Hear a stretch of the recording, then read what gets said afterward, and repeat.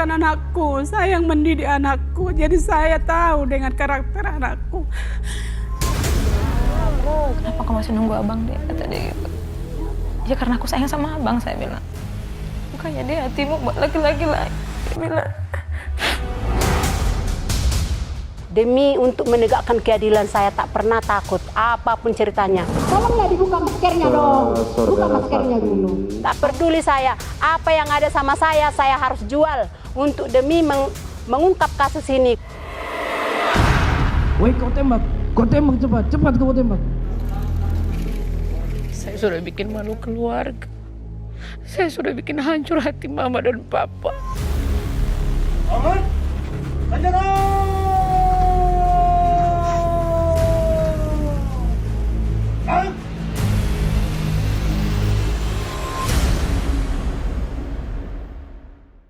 Berawal dari Jumat di rumah Kadif Propam Irjen Polisi Ferdi Sambo. Sebuah peristiwa pembunuhan yang awalnya dibungkus rapi untuk meninggalkan jejak kejahatan.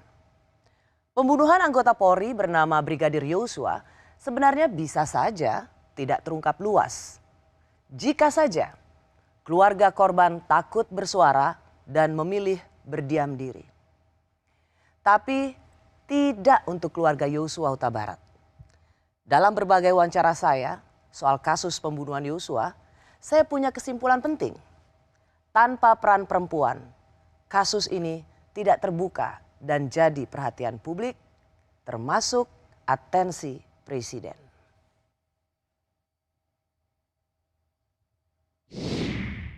Bu Ruslin, termasuk ibu yang menjemput Reza, ibu yang selalu mengatakan ada kejanggalan pada kematian Yosua. Tolong jelaskan pada saya apa saja yang menurut ibu puncak-puncak kejanggalan itu. Puncak-puncak kejanggalan itu setelah kami pertama menelepon Reza. Dia tidak mau mengangkat. Selama ini kan saya dekat dengan Reza, setiap saya telepon pasti diangkat. Apalagi suasana kayak gitu kan, kenapa tidak dia mau mengangkat. Jadi Reza jarang susah atau merespon saja, itu buat ibu ada sesuatu? Ada sesuatu. Nah, terus Padahal kakaknya meninggal. Kakaknya meninggal, harusnya dia lebih aktif ya untuk mengangkat HP. Apalagi kan yang menelepon ini keluarga, tantenya sendiri. Tapi dari situ saya udah curiga, makanya waktu Reza kayak gitu saya pantau terus. Kamu posisi di mana? Saya sekarang di ruang autopsi, depan autopsi. Kamu masuk dah? Enggak. Terus dalam hatiku kok nggak bisa masuk gitu kan, keluarga. Nah, terus saya bilang lagi, dia bilang Inang udah jangan ini ya, jangan telepon aku. Nah, dari situ saya udah mulai curiga sama kejadian. Kenapa di situ menimbulkan kecurigaan Anda? Karena masa kita nggak boleh teleponan langsung dengan dia? Seharusnya kan bisa. Oke. Terus Reza juga bilang kata takut ya? Iya. Kenapa harus ada kata takut gitu? Iya, kan? kenapa Anda harus langsung dapat insting, kok aneh kakaknya meninggal, kok kenapa dia yang harus ketakutan? Iya, itu. Di situ tadi kami langsung merasakan ada, mungkin tidak tahu juga karena dari kecilnya almarhum ini dekat ke kami, jadi ada ikatan batin ya. Terus saya bilang sama dia lagi, ke WA lagi, oke lah. Nah, tapi nanti tolong kamu foto almarhum. Saya mau lihat wajah dia. Terus itulah dikirimnya, kami lihat ini bukan baku tembak, langsung saya bilang kayak gitu sama Reza. Itu pertama kali ucapan Anda? Iya. Begitu dikirim foto Anda langsung bilang ini bukan baku tembak. Saya lihat kan karena kita melihat kan ada sayatan di sebelah kanan matanya, ada bekas jahitan di hidung, ada di bibir kan. Kalau tembak itu taunya kita ada lobang kan gitu. Setelah itu ketika di Jambi, apalagi yang membuat ibu ini sangat janggal? Kan Anda di sidang mengatakan, loh kok Anda yang harus jemput, kok bukan polisi, kan dia bagaimanapun juga ajudan dari Kadif Propam atau istri Kadif Propam, sebuah pekerjaan yang sangat bergengsi di kepolisian. Tapi Anda yang justru disuruh jemput oleh Reza di bandara, itu juga bikin Anda bertanya-tanya. Iya, Reza WA saya, Inang Uda, dia panggil kami kan biasa Inang Uda, tolong jemput kami ya. Langsung saya curiga, loh kok suruh jemput, abang kan aparat, kamu juga aparat. Ada apa ini? Saya bilang kayak gitu sama Reza kan. Dia jawab, Reza, tidak tahu aku Inang Uda. Saya kasih lagi arahan kepada dia, coba tanya lagi ke komandanmu, apa kayak gitu pengantaran kepada seorang aparat kepolisian. Tak lama Reza bilang, oh oke Inang Uda ada. Nah, di situ semakin curiga lagi kan. Sampai Kami saya Jadi jemput. cara penanganan jenazah pun sudah membuat Anda merasa ada apa ini? Iya. Saya ingin dengar cerita dari Bu Roslin ketika jenazah sudah ada di rumah. Hari Minggu pagi itu setelah malam itu kan waktu Leonardo datang menyerahkan jenazah tadi itu udah kami ditunjukkan bahwasanya baru 1 lubang ya yang ditunjukkan sama Pak Samuel dan kami semua ada di situ. Tetapi pada jam 10 tanggal 10 saya berdoa di samping jenazah dan disitulah ada edakku juga bilang, nah ini kok ada darah di jarinya si almarhum. Gitu Darah segar? Ya. Darah segar keluar dari jari sebelah kiri. Terus dia bilang, emangnya panggilan Yosua ini kan Prian, panggilan sayang kami. Kok Prian ini kok jarinya pendek? Langsung saya angkat jarinya itu kan, tangannya itu saya angkat. Kulihat memang pendek satu ya, udah hampir putus tadi itu langsung saya buka. Sarung tangannya, kulihatlah ada tembakan bekas peluru lagi di tangan kirinya itu, ininya hampir putus, ini udah remuk. Dari situ saya lihat kok badannya semakin melemah. Mungkin almarhum ini memang mau ingin berbicara kepada tantenya karena dari kecil dekat dengan aku gitu kan. Jadi mungkin dia mau ngomong tubuh dia itu mau ngomong dengan saya, Inang udah periksa tubuh saya ini. Buka dong baju saya, mungkinlah itulah bahasa tubuh dari almarhum. Memang disitulah saya yakin bahwasanya biarpun dia sudah mati, tapi roh dia masih hidup. Dan roh dia itu yang berbicara kepada saya melalui tubuh dia. Dia lemahkan semua tubuhnya, yang malam itu sudah kaku, sudah 2 hari meninggal, tapi kok pagi itu dia kok bisa melemah semua tubuhnya. Dan bahkan kakinya yang bengkok bisa kami luruskan lagi, tangannya yang malam itu terbujur kaku kayak gini bisa lagi kami lipat kayak gini. Terus Reja bilang, setelah saya nangis dengan mamanya, Reja bilang kayak gini, dibisikkan cuma sama aku, dibisikkan dia, Inang udah jangan dipegangin lagi abang. Kenapa nak? Abang itu dosis formalinnya cuma 24 jam. Terus saya marah sama Reja, kenapa kau nih? Inang udah kan suruh kamu buat formalin 5 hari, untuk dosis 5 hari, kenapa kok 24 jam? Reja bilang itu kata dokternya, 24 jam cukup dosis formalinnya gitu. Disitulah inisiatif saya lagi, telepon medis, minta ditambahin formalin karena almarhum ini kan akan dikebumikan hari Senin. Otomatis kalau nggak ditambah formalin kan bau busuk, nanti yang melayat dia kan pasti menjauh kan, jangan sampai anak saya nggak dilihat orang, itu prinsip saya. Andai kan tidak ada formalin kedua, maka keluarga tidak akan lihat ya? Tidak akan. Bahwa keseluruhan tubuhnya ada luka-luka di mana saja? Iya. Menurut Bu Roslin atau Bu Rohani, terserah siapa yang menjawab, kenapa dosis formalin dibikin singkat? Mungkin orang itu biar kasus ini tidak terbuka. Kalau cepat kan otomatis dikubur cepat. Segera dikuburkan. Tidak banyak yang berani melawan seseorang yang dianggap sebagai penguasa Polri. Disebut sebagai penentu hidup matinya karir anggota Polri. Ya, Ferdy Sambo adalah simbol super elit kepolisian yang sulit dilawan. Lihatlah bagaimana bintang 1 saja dengan mudah ikut dalam skenario pembunuhan yang awalnya disebut sebagai tembak-menembak. Kebohongan yang dirancang sedemikian rupa menutup jejak pembunuhan yang melibatkan seorang Kadif Propam. Semua nurut dan patuh. Ikuti skenario Sambo. Tapi tidak dengan perempuan-perempuan ini. Anda itu bisa saya juluki sebagai Ratu Live Facebook. Kalau nggak karena Anda live terus-menerus, mungkin orang juga tidak tahu peristiwa ini. Pernah nggak merasa diancam stop live Facebookmu? Atau juga mungkin ada pertimbangan jangan terlalu membuka kasus ini karena bagaimanapun ada Reza yang masih bekerja sebagai anggota polisi. Iya, awal mulanya itu kan saya live gitu.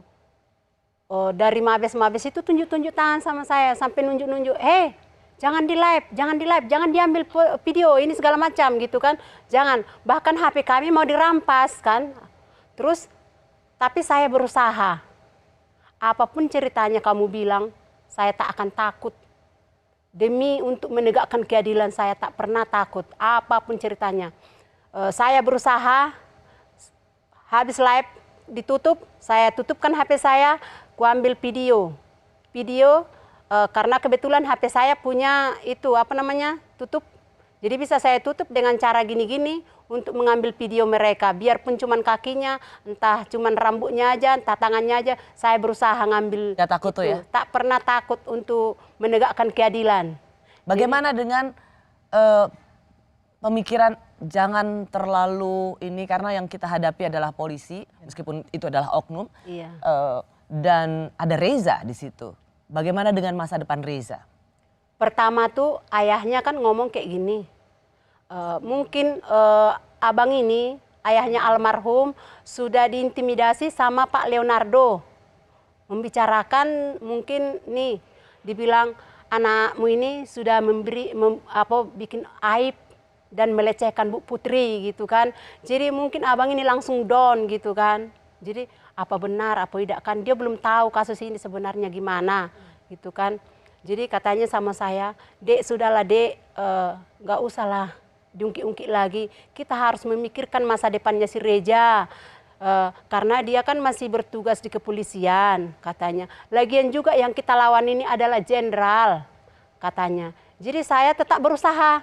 Saya tak mau bang, apapun memang ku bilang sama dia, bang kita nih harus punya pengacara untuk mengusut kasus ini. Saya bilang kan, datang abang bilang, gimana bang, gimana dek, aku nih kayak mana udah tahu kalian kayak mana kehidupan kami nggak punya apa-apa katanya kan. Terus saya bilang, kalau bagi aku bang, aku langsung emosi sama bang itu, kalau bagi aku tak peduli saya, apa yang ada sama saya harus jual untuk demi mengungkap kasus ini. Ku bilang, saya tidak mau kasus ini tertutup.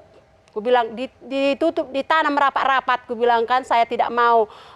Kalaupun Reza tidak kerja, lebih baik dia tukang cangkul dan tukang dodo sawit, ku bilang. Jadi harus kita ini, ku bilang kan kita usut kasus ini. Saya Tidak apa-apa jadi lebih miskin. Asal jangan harga diri kita diinjak-injak. Nah itu prinsip saya. Kalau Anda diberikan kesempatan bicara, seperti Anda bicara pada Eliezer, bicara kepada Putri, apa yang ingin Anda sampaikan? Saya kepengen bicara sama Putri langsung. Apa sih penyebabnya? Makanya sampai anak kami terbunuh di rumahmu gitu kan. Apa sih? Motif apa sih yang dilakukan anak kami ini? Sampai tega membunuh anak kami. Kalau cuma karena pelecehan kan? Kalau cuma karena tidak mungkin sampai membunuh.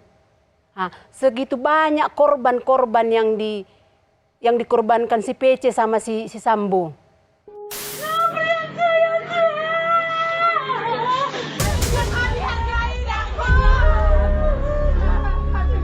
Saya yang besarkan anakku, saya yang mendidik anakku, jadi saya tahu dengan karakter anakku. Kenapa kau masih nunggu abang deh, kata dia gitu. Ya karena aku sayang sama abang, saya bilang. Bukannya dia hatimu buat laki-laki lain, dia bilang. Demi untuk menegakkan keadilan saya tak pernah takut, apapun ceritanya. Tolonglah dibuka maskernya dong. Buka maskernya dulu.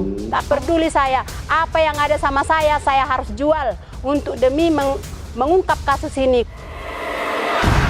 Woi kau tembak cepat kau tembak. Saya sudah bikin malu keluarga. Saya sudah bikin hancur hati mama dan papa. Aman, Sanjana!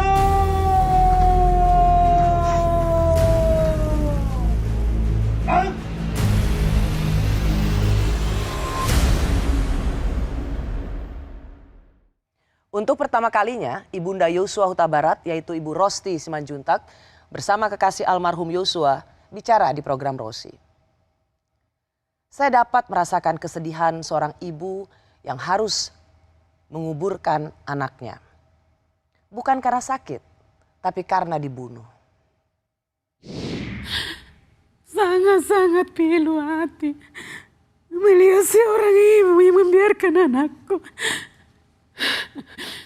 terbunuh di tangan mereka, bahkan di rumah mereka. Anakku memberikan perlindungan pengawalan dan keamanan kepada mereka. Tapi anakku harus dihabisi dengan sangat jahat dan biadab. Saya nggak sanggup menerimanya ini semua. Saya terpukul akan hal ini semuanya. Sangat berat. Jiwaku terguncang dengan anak kesayanganku yang begitu patuh dan bertanggung jawab dalam tugas. Kenapa kau masih nunggu abang, Dek? Kata dia. Kenapa kau masih nunggu abang, Dek? Kata dia gitu. Ya karena aku sayang sama abang, saya bilang. Kami sudah saling menangis kan, Bu, gitu. Di video call itu. Buka ya hatimu ya, Dek. Dia buat laki-laki lain, dia bilang gitu.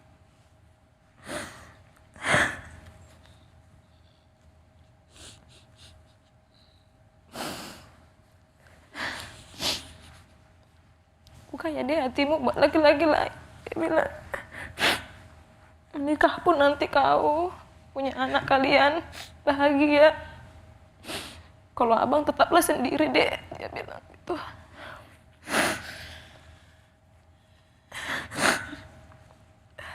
Saya bantah. Ya. Kamu bantah? Saya bantah. Nggak mau, saya bilang gitu. Aku maunya nikah sama abang gitu. Terus dia bilang, dia cuma diam. Abang nggak sayang ya sama adik? Saya tanya. Dia cuma diam. Terus, udah dulu ya, Dek, katanya. Abang, aku mau tidur, kata dia. Dadaku sesak, Dek, kata dia gitu. Terus saya bilang, abang sakit, saya bilang gitu. Aku telepon Adik Reja ya, buat ngantar obat untuk abang ya, saya bilang gitu. Enggak, Dek, aku mau tidur aja, kata dia. Ya udah, karena dia mau tidur, saya ajak berdoa bersama gitu. Di video call habis itu saya suruh dia tidur. Pada malam usai penguburan, sang ibu yang masih terluka kehilangan anaknya harus menerima kedatangan Karopaminal Brigjen Hendra yang mengabarkan bahwa anaknya lah yang menjadi penyebab tembak-menembak. Karena almarhum Yosua melecehkan istri Sambo, yaitu Putri Chandrawati. Dengan berani Ibu Rosti menjawab penjelasan yang tidak masuk akal itu. Ini katanya. Seakan-akan saya diberikan Tuhan suatu kekuatan untuk menentang mereka. Saya langsung bilang, memang saya nggak ada menyebut Pak atau apapun, langsung bilang, apa kata kamu? Aku bilang gitu, memang langsung saya ngomong gitu. Anakku melakukan aib, kamu bilang gitu. Saya yang melahirkan anakku, saya yang besarkan anakku, saya yang mendidik anakku, jadi saya tahu dengan karakter anakku. Jadi aku bilang, mungkin kalau anak-anak sampean mungkin ada seperti itu. Saya bilang, waktu itu memang saya agak keras. Karena saya terpukul, anakku sudah mati. Mereka fitnah lagi dengan kata-kata aib waktu itu. Jadi saya dengan bantuan Roh Kudus, saya bangkit, saya berdaya saat itu. Saya bilang, bapaknya juga ngomong, sesudah saya udah agak sedih, bapaknya langsung bicara lagi. Jadi tidak ada kena, tidak ada. Ini aja Pak, kan seorang rumah jenderal pasti dilengkapi dengan safety yang sangat kuat dan nyaman katanya. Ada CCTV di situ kata bapaknya. Memang ada Pak, kata kombes itu. Tapi ada kata tapinya. Dengan ruangan utama menuju kamar si PC itu nggak ada itunya, CCTV-nya. Begitu ya kata bapaknya. Jadi mereka selesai berdialog, saya sampari lagi, saya bilang, di sekolah ini aja, di desa-desa, ada CCTV. Saya ngomong gitu. Kalau Bapak udah percaya, ayo kita ke kantor, kita buka semua. Berapa banyak Bapak datang ke sini, siapa saja orangnya, Pak kelihatan di situ. Saya bilang gitu. Langsung kombes itu ngomong, Ibu jangan memojokkan kami. Dia bilang begitu? Dia ngomong gitu. Lalu? Saya jawab, memojokkan apa? Ulang. Kalau kalian bicara kami dengar. Kalau kami bicara kalian bilang pojokkan. Kalau gitu diam keluar semua, saya bilang memang kayak gitu. Jadi ketika menyebut kata aib, itu yang Ibu Rosti langsung merasa ada yang harus dibantah dan dilawan. Iya. Kekuatan kita harus bangkit untuk itu. Tuhan juga akan, ternyata Tuhan kirim saya kekuatan untuk bangkit, menyangkal omongan mereka atau memberikan pendapat kita kepada mereka yang datang dari Mabes Tanah. Apakah Ibu memang benar-benar ingin tahu apa motifnya? Mengapa Yosua ditembak?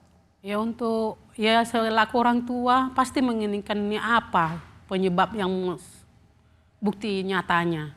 Ya semua alat-alat komunikasi dengan barang bukti CCTV di rumah itu, kalau benar-benar mereka tidak ada salah, agar membuktikan ini kan harus ditunjukkan.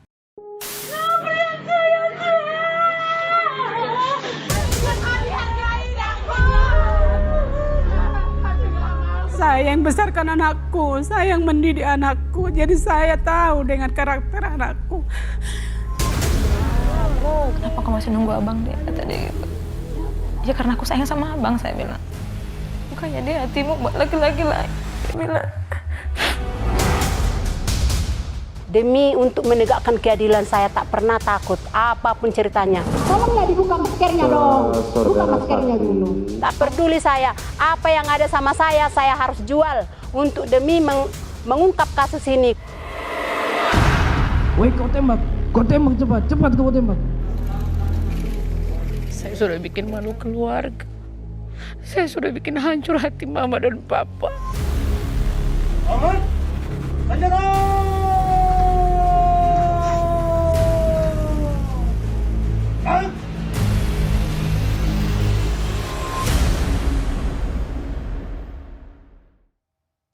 Awalnya, saya hanya terfokus pada perempuan-perempuan pembongkar skenario Sambo yang secara langsung bicara lantang di garis depan.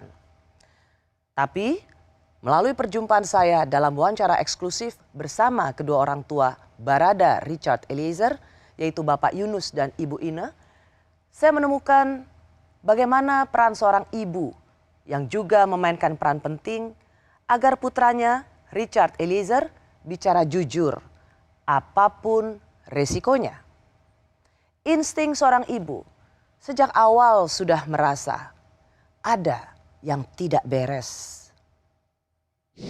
Kalau insting seorang ibu yang melahirkan Icat? Kalau saya memang nggak percaya. Karena waktu kita ibadah bersama pagi, malam, setiap ibadah, selesai ibadah saya kan hanya berdoa minta sama Tuhan kalau bisa buka sejelas-jelasnya semua masalah ini kan. Waktu itu karena memang saya masih meragukan apa yang Icat katakan. Walaupun memang dia bilang mama dan papa juga sama seperti mereka ini luar sana tidak percaya sama saya. Tapi memang jujur dalam hati memang saya tidak percaya. Kenapa, Bu? Karena memang walaupun dia bicara memang untuk meyakinkan saya sama bapaknya bahwa kita harus percaya, tapi dalam hati setiap kali melihat cara-cara dia dari matanya memang tatapannya kosong, Mbak. Kayak nggak ada yang kayak apa? Ada beban yang memang sangat berat yang dia simpan. Dan apalagi waktu itu kalau ketika selesai ibadah, memang dia kayak melihat kita itu curiga begitu. Iya. Jadi Ibu melihat orang dia nggak percaya. Tidak seperti Icat yang sebenarnya. Satu hal yang menyentuh hati saya dalam wawancara ini, sebagai orang tua, ibu dari Richard Eliezer, yaitu Ibu Ine, memastikan pada anaknya, Icat tetap jadi kebanggaan keluarga. Karena bicara jujur, kejujuran untuk membuka kasus ini jauh lebih penting, apapun resikonya. Pada Ibu Ine, saya melihat ia mengajarkan secara nyata slogan berani, jujur, hebat. Pak Muji bilang, kenapa harus ke Mabes? Saya bilang Icat yang nelpon katanya. Saya sama bapaknya disuruh ke Mabes, dia pengen ketemu.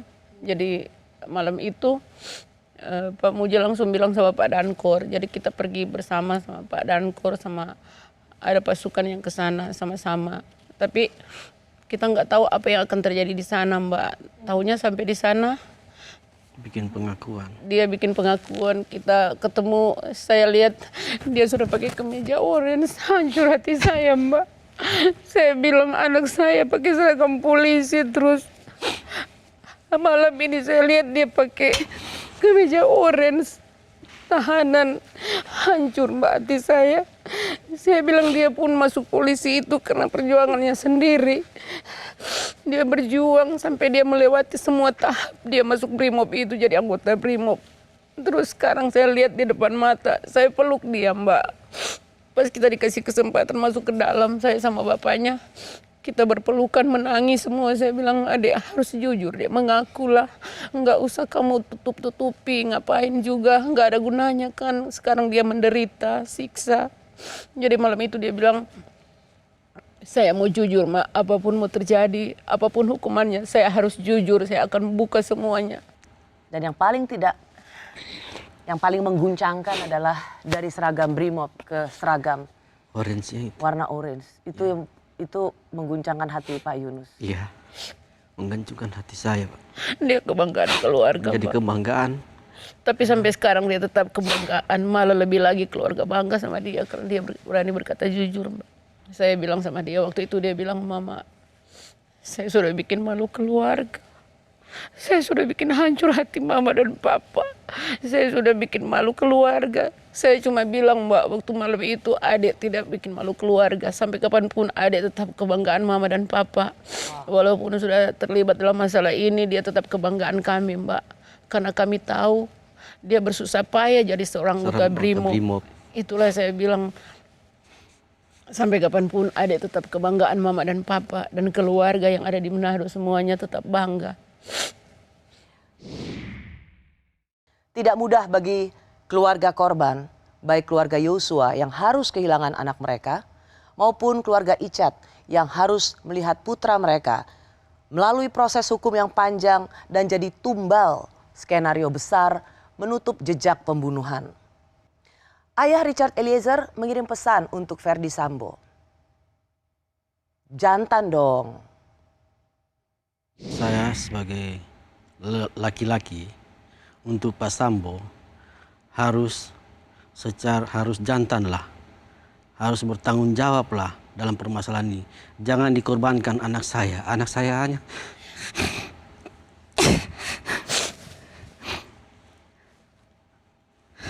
hanya pangkat paling rendah.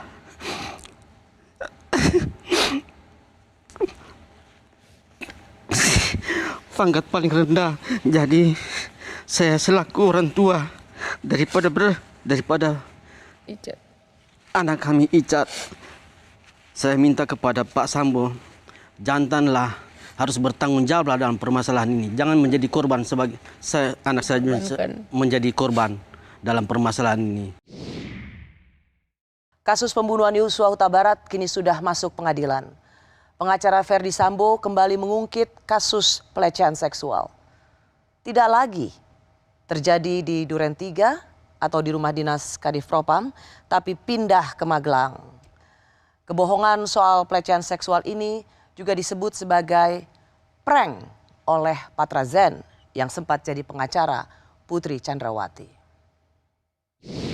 Anda awalnya itu menggebu-gebu sekali mengatakan ada pelecehan seksual, dugaan pencabulan. Anda masih bersikeras dengan statement ini? Jadi yang saya mau sampaikan ini adalah saya pun ya diberikan informasi yang keliru. Oke, jadi maksudnya apa? Anda kena prank juga? Ya kalau bahasa sekarang ya kena prank juga lah. Seorang kuasa hukum juga kena prank? Dibohongi? Landasannya kan saling percaya. Itu yang selalu Anda katakan. Iya. Hubungan antara klien dan kuasa hukum adalah trustworthy, saling percaya. Betul, ya. Nah, bahwa ternyata saya juga kena prank, belakangan baru tahu kan. Baru tahunya apa? Ternyata memang tidak ada peristiwa ataupun ya unsurnya tidak terpenuhi kan, dibilang oleh Bareskrim begitu loh. Anda menyebut kena prank atau dibohongi. Anda mau lempar handuk seolah-olah juga jadi korban, dibohongi gitu oleh siapa? Anda mau mengatakan siapa yang berbohong pada Anda? Ferdi Sambo atau Ibu Putri? Keterangan ini kan juga berdasarkan keterangan ibu.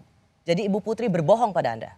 Memberikan informasi yang tidak keliru lah begitu. Saya mau tanya supaya clear.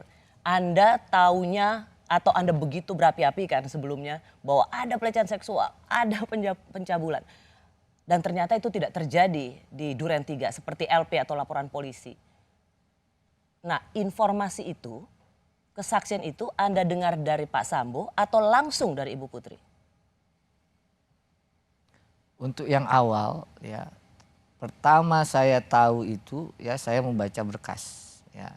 Setelah membaca berkas saya nggak tanya lagi karena saya sudah langsung percaya pada waktu itu karena sekelas Anda aktivis latar belakang YLBHI banyak membela ke kelompok tertindas, hanya melihat berkas langsung percaya. Anda? Sebaliknya untuk apa saya tidak percaya begitu loh. Kenapa saya tidak yakin bahwa Anda kena prank atau dibohongi? Karena Anda ingin melempar handuk atau melepaskan tanggung jawab, sesungguhnya bukan karena Anda dibohongi. Anda termasuk pengacara yang menghalang-halangi penyelidikan atau ingin menutupi kasus pembunuhan. Dalam persidangan kita dengar pengacara Ferdi Sambo dan pengacara Putri Chandrawati mengutak-atik soal kebiasaan Yosua semasa hidup. Sering pergi malam, keluar untuk minum-minum, dan lain-lain dan seterusnya. Buat apa ini? Untuk membenarkan yang keluar malam dan lain-lain seperti yang dilakukan almarhum Yosua identik dengan pelaku pelecehan seksual.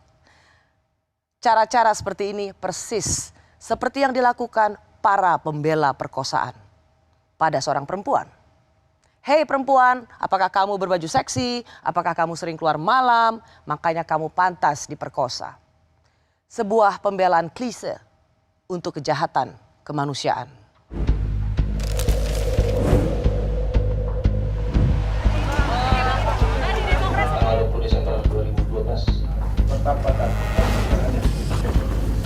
Misi ya Mas.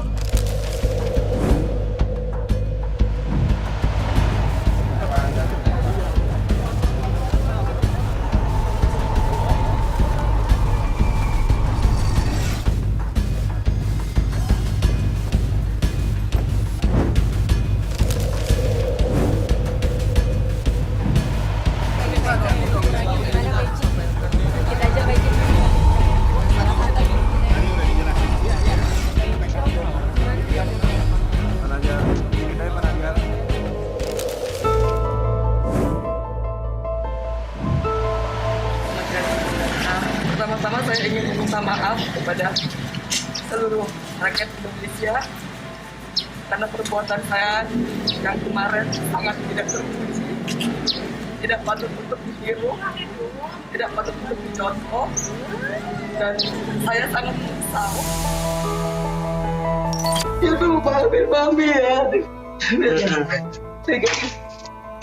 Iya maaf. Kami minta maaf ya. Iya maaf, nggak apa-apa. Ditinggalin nggak ada bertahun-tahun ya mungkin harus Mami.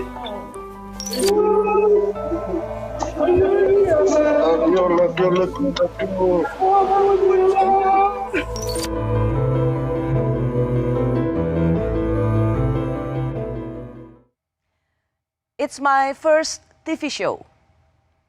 Menjadi kalimat pembuka Angelina Sondra saat menjadi narasumber saya di program Rosi Maret 2022 lalu.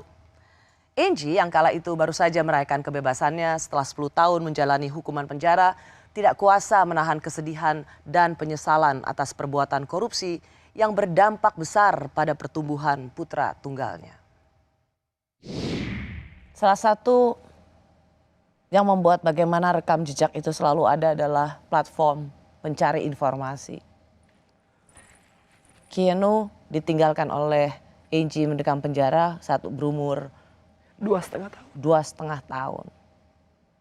Tentu Keanu adalah seperti halnya anak sekarang, menggoogle atau mencari segala hal di mesin pencari itu gampang. Dan dia bisa membaca apapun tentang ibunya. dengan semua perjalanan dan keputusan dulu yang Angie ambil sebagai anggota Banggar dan kemudian berakibat pada vonis 10 tahun lama di penjara dan kemudian sekarang keluar. Apakah kamu merasa seorang ibu yang baik untuk Keanu? Tidak. Sama sekali tidak. Dan ketika aku mengatakan keluar penjara, aku menyesal. It's because karena salah satunya aku merasa bukan ibu yang baik. Karena aku, Keanu, ikut menderita. Keanu kehilangan ayahnya ketika dia berusia 1,5 tahun. And then aku bukannya ada di situ untuk mendampingin, and then I did stupid things. Dan akhirnya aku meninggalkan Keanu lebih lama lagi. I am totally not a good mother, but I want to be a good mother for him. Honestly speaking, if Keanu can give me a time, aku belajar buat itu, Mbak. Walaupun aku bilang aku tidak seperti yang dulu lagi, tapi we can find happiness in simple things. No need to be glamour. Nggak usah lagi mau yang kebanyakan. Actually kita bisa kenyang kok dengan 2 helai roti. Itu aku mau ajarin ke Keanu. Tapi I know karena banyaknya sosmed sekarang dengan segala macam flexing. Mungkin masih ada penolakan di Keanu. Tapi aku hanya bisa berdoa. Mudah-mudahan Allah membuka hati Keanu supaya bisa menerima hati ibunya. And then it is not easy. Makanya aku bilang, apalagi perempuan, you better stay away. Jangan pernah ada dalam lingkaran korupsi. Ingat anak aja. Karena gara-gara kita, gara-gara saya yang bodoh, saya yang melakukan hal yang tidak baik, anak saya itu menderita. Kalau Keanu bisa ngomong, I know. Walaupun dia berusaha untuk menutupi itu, tapi I know he hurts a lot. Jadi I have to do things only to see my son. Karena Keanu pernah berantem. Jadi aku sedihnya ketika Keanu dilaporin katanya sama gurunya kan. Ada surat bahwa Keanu mukul temennya. Karena Keanu pass the queue. Dia lagi ngantri terus dia nyelak antriannya. Temennya marah terus Keanu pukul. Pas ditanya, Keanu kamu kenapa begitu? Karena saya mau cepet-cepet lihat mami. Sementara terus dia datang, dia gak bisa ketemu aku. You know, that really make me such a bad mother. Makanya aku cari jalan, aku main dengan sampah, aku main dengan kotoran, so I can go at least di depan pintu portir and I can see my son face gitu. Terus ketika aku juga akhirnya dapat izin keluar buat bersih-bersih, nyapu-nyapu, aku janjian sama Pak Ikna. Jam 4 nih ibu keluar. Walaupun aku gak enak lihat Keanu tuh, ngeliat aku tuh lagi macul. Lagi bersihin sampah. Tapi I miss him. Saat saya kembali mengungkap soal kasus mega korupsi Hambalang yang menjerat Angie, ia hanya berulang kali berucap, korupsi tidak mungkin ia lakukan sendirian. Angie bahkan mengaku kala itu sangat takut untuk mengungkapkan kebenaran soal sang mastermind di balik mega korupsi. Saya ingin mengingat kembali apa yang pernah dikatakan Opa, ayah Angie. Saya baca Opa mengatakan bahwa saya tahu ada mastermind di sini. Seorang aktor besar yang menjerumuskan anak saya. Mempromosikan anak saya, tapi justru menjerumuskan anak saya. Opa sendiri tidak ingin menyebutnya.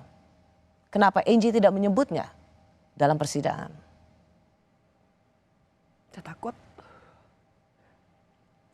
Saya masih berpikir Keanu harus selamat. Opa harus selamat. Dan kalau saya mau dibilang penakut, saya terima. Karena saya lebih ingin melihat Keanu tumbuh besar, normal, tanpa ketakutan juga di Keanu. I'm a single parent. Kakakku meninggal. So basically I'm running it by myself. Dan aku aku takut, Mbak. Takut? Demi Keanu? He is my everything. Aku hanya punya dia. It's okay. Aku bilang sama Keanu walaupun mungkin Keanu juga nggak percaya. And then it was a pain for me juga kan. Tapi hopefully one day gitu kan, the truth will reveal. Mudah-mudahan kalau masih ada. I'm not expecting it. Tapi kalau one day it will reveal, aku udah nggak punya lagi dendam buat siapapun juga. Aku hanya ingin the truth is for my son. Aku hanya pengen anak saya percaya sama saya. That's it. Orang lain nggak percaya, itu normal, Mbak. Because they saw me like this. Tapi let my son love me, let my son accept me, and let my son think that I'm doing the best for him. Mengapa? Kalau kamu mengatakan aktor, the big actor, di belakang mega korupsi Hambalang ini, itu akan harga bayarannya adalah keselamatan Keanu. Saya tidak meng-adjust ataupun tidak mau mengatakan bahwa yes there is. Saya nggak pernah bilang ini ada kekuasaan besar dan it's my feeling. Ketakutan itu ada di dalam aku. And basically it rise karena a certain experiment, artinya Mbak nggak ada orang yang bisa korupsi sendiri. Saya ini siapa?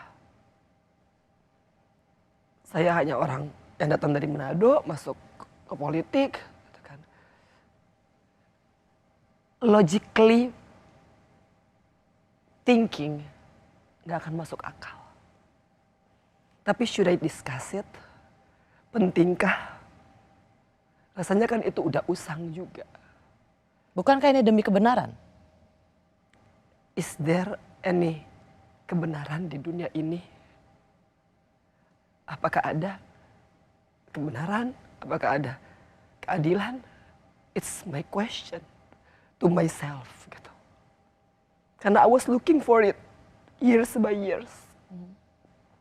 Counting days. Hopefully it will come. And then until today,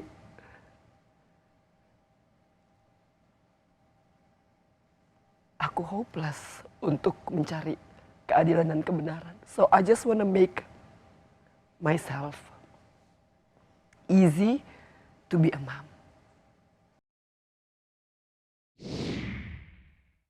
Inilah akhir perjumpaan kita.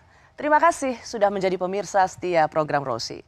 Selamat menyongsong tahun baru 2023.